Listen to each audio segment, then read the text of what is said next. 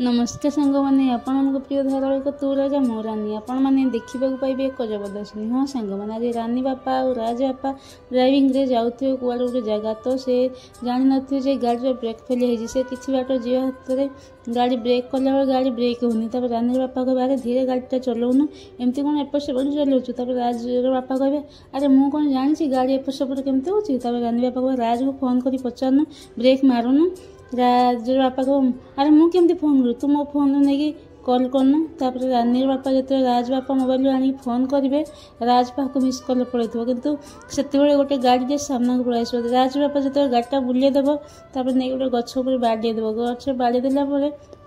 दुई जन जुगर एक्सीडेंट हो तो से राज पाक जो मिस कल